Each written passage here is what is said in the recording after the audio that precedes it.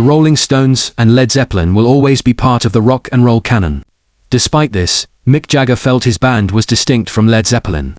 He said he took a very different approach to symbolism than Jimmy Page did.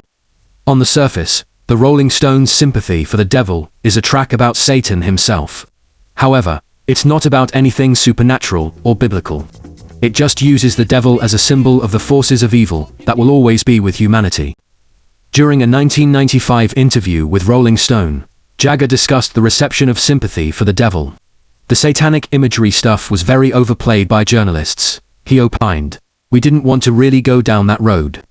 And I felt that song was enough. You didn't want to make a career out of it. But bands did that. Jimmy Page, for instance.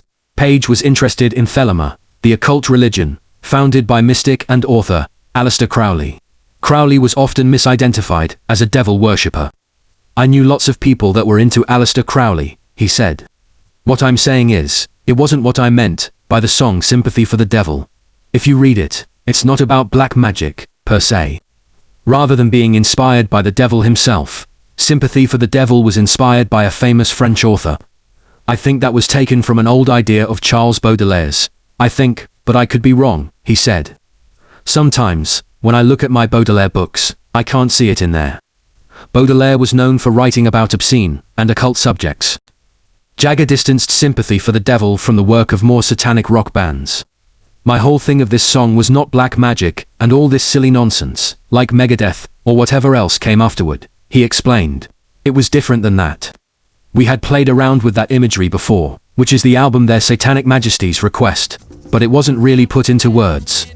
The original Sympathy for the Devil did not chart on the Billboard Hot 100. The tune appeared on the album Beggar's Banquet. That record peaked at No. 5 on the Billboard 200 and lasted on the chart for 33 weeks. Eventually, a series of Sympathy for the Devil remixes reached No. 97 for a week. While Sympathy for the Devil wasn't much of a hit, it's still one of the Rolling Stones' most famous songs. Sympathy for the Devil remains a staple of the group's live shows, and it sounds just as good today as it did decades ago.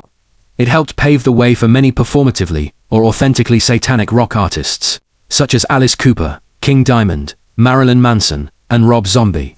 Intentionally or not, it also primed the public for some of Led Zeppelin's occult-inspired songs. The Rolling Stones and Led Zeppelin are very different bands, but they remain some of the best rock and roll has to offer.